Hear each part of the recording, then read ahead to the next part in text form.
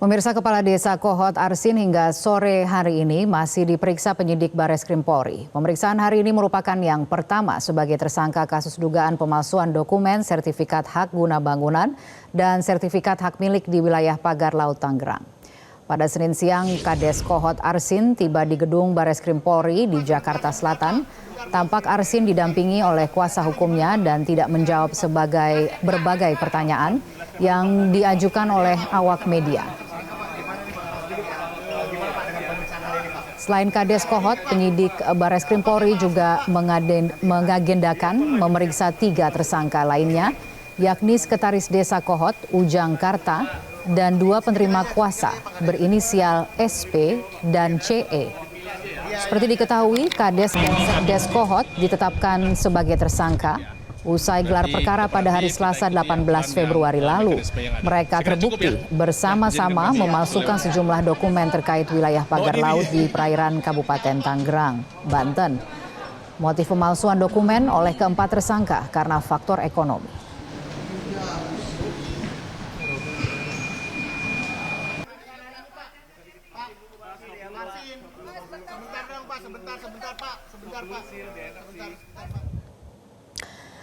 Dan pemirsa, hingga sore hari ini Kepala Desa Kohot Arsin masih diperiksa oleh penyidik Ditipidum Bareskrim Polri. Untuk informasi selengkapnya langsung akan disampaikan oleh reporter Metro TV Jose Nicole langsung dari gedung Bareskrim Polri Jakarta. Kita langsung ke Jose.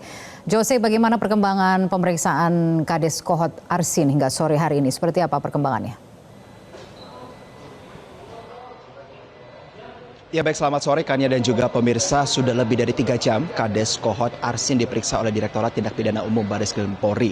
Kami hingga sore hari ini juga sedang mencoba untuk berkomunikasi dengan pihak daripada kepolisian apa saja poin-poin utama yang hendak didalami dalam pemeriksaan perdana Arsin dalam statusnya sebagai tersangka. Namun meski demikian kami menduga bahwa Arsin ini diperiksa, Kania dan juga pemirsa, berkaitan dengan dugaan keterlibatannya dalam penerbitan SHM maupun SHGB secara ilegal dan pemalsuan dokumen di wilayah perairan Laut Banten, Tangerang. Tentu hal-hal yang berkaitan dengan potensi yang didalami oleh pihak kepolisian ini penting untuk mengetahui bagaimana bentuk koordinasi yang dilakukan antara Arsin bersama dengan Kades Kohot dan Sekdes Kohot, Ujang Karta, beserta juga dengan 2 oknum penerima kuasa itu berinisial SP dan CE. Dan hal-hal lainnya berkaitan dengan pemeriksaan hingga sore hari ini, Kania dan juga pemirsa. Tentu yang menarik untuk dinanti apakah hari ini Arsin akan langsung ditahan.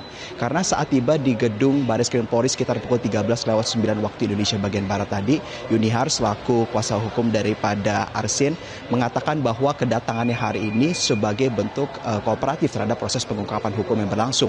Namun apabila kita sempat juga bertanya awak media kepada Yunihar apakah hari ini sudah bersiap siaga Arsin akan langsung ditahan, pihak daripada kuasa hukumnya ini enggan untuk berkomentar lebih lanjut. Karena seperti yang diketahui juga Kania dan juga pemirsa bahwa hal-hal yang berkaitan dengan pertimbangan dari pihak kepolisian untuk menahan seseorang adalah kekhawatiran akan melarikan diri, kekhawatiran untuk menghilangkan barang bukti, ataupun kekhawatiran bahwa aksi serupa akan kembali dilakukan. Nantinya bahwa apabila pemeriksaan ini berujung kepada adanya kekhawatiran terhadap 3 komponen tersebut, maka kita tidak menutup kemungkinan bahwa kepolisian akan langsung menahan Arsin pada pemeriksaan kali ini. Dan informasi lain yang dapat kami sampaikan juga Kania bahwa hingga sore ini kami melaporkan kami belum melihat adanya Sekdes Kohot, Ujang Karta maupun oknum lainnya sudah ditetapkan sebagai tersangka penerima kuasa SP ataupun CE hadir di wilayah Komplek Bareskrim Polri untuk turut diperiksa dalam kesempatan sore hari ini. Informasi yang dapat kami sampaikan Kania dan juga pemirsa bahwa menarik untuk kita menanti bagaimana nanti pihak daripada kepolisian juga akan memeriksa beberapa pihak di wilayah ATR BPN, terkhususnya di wilayah Kabupaten Tangerang, Banten. Karena seperti yang diketahui juga bahwa Kementerian ATR BPN telah melakukan pencabutan terhadap 209 sertifikat di perairan Laut Desa Kohot, di mana 192 hak guna bangunan dan 17 sertifikat hak milik sudah dibatalkan. Tentu juga hal-hal ini sebelumnya berkaitan dengan bagaimana Menteri ATR BPN Nusron Wahid juga mengatakan telah memecat sejumlah pihak yang berada di bawah naungan kepemimpinan Dinas ATR BPN di wilayah Kabupaten Tangerang. Kami akan terus menanti dari pihak kepolisian apakah hari ini Kades Kohot Arsin akan langsung ditahan atau dipulangkan. Untuk sementara demikian yang dapat kami laporkan, kembali ke Anda di studio. Baik, kalau begitu kita nantikan terus perkembangannya. Jose Nicole, terima kasih atas laporan Anda. Jelajahi cara baru mendapatkan informasi. Download Metro TV Extend sekarang.